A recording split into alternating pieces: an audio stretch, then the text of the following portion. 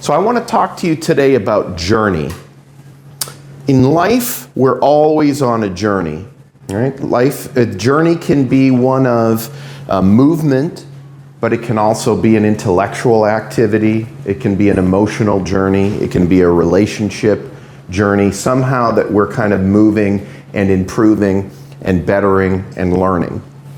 So let me tell you a little bit about my journey to get to Ukraine and how I got to be president of the club.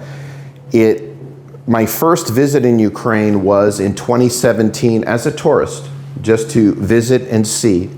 And I've always had an interest in the country and the culture from way back. Just interesting to me. I've traveled a lot in Latin America too. I'm interested in that culture. But I also was intrigued a little bit more too by a colleague that I'd worked with in the United States who was from Odessa, who immigrated to the United States when he was young, and who I ended up finding a way to bring consulting work to the Ukraine through, who ended up having a company here after he reformed a company in Ukraine. And I came in April of 2019 to pursue that venture with some clients. And I was traveling all around Ukraine in 2019. So I had, because the way that we were set up as a company, he had a lot of people in the smaller cities and towns to save money, to be out of the major cities there. So that was kind of their structural model. So I saw Poltava and Ivano-Frankivsk and Chernihiv and, all these little, not necessarily little, but like all these sections of Ukraine. And it got to be I finally settled in Kiev because I didn't even have an apartment because I was moving all the time. I said, I got to settle down somewhere. I got to have some roots. And Kiev was easiest as being a foreigner. And I said, well, now I'm settled down over here, towards the end of 2019. And I said, I better do something too with my free time on the weekends, otherwise I'm going to be sitting in front of the computer and that. And so I looked around. I'd done some meetups and that, some groups that met at the cafes and that too. But then I ran across this group, and I didn't know anything about what Toastmasters was, strangely. I never really, I think, heard of it. Maybe lightly in passing, but no idea what it really was. And I said, well, speaking in English, I don't know. I kind of have done that my whole life. I don't know if I really like to. But I went to a meeting, and I really kind of enjoyed it because it put some structure around it, and I realized I could actually improve with some public speaking.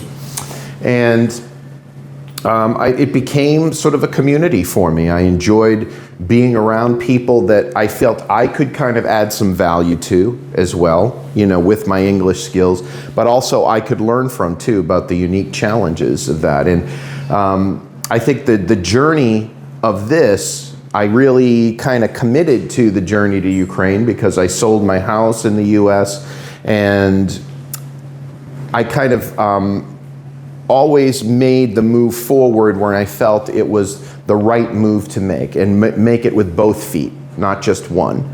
And so far, the opportunity to be with the group and eventually become president, Natalie had a very tough presidency just because of the logistics of the coronavirus, and I sort of benefited from the post effect of that because the attendance in that bounced up, and then I became, I guess, the first wartime president, and then we'll become passing that along. But overall, it's about journey, and I've had nothing but good feelings and emotions meeting lots of the people of Ukraine, learning more of its history than I already knew. And I had another journey in that I was in the United States before the war on business, and had a little vacation time in Florida after. And of course the war broke out while I was down there. And I said, how am I going to make this back? Well, again, there's a way, there's a journey to that. I ended up having a return flight through Istanbul, and another Dnipro-Hiller was living in Turkey at the time with one of her friends that was married with 2 kids that went down there before the war. And I went down to Alanya, Turkey, and I became good friends with this friend of Dnipro-Hiller. And she had the opportunity to go to Australia with her 2 kids, and it was impossible for her husband to come back because he was in the war.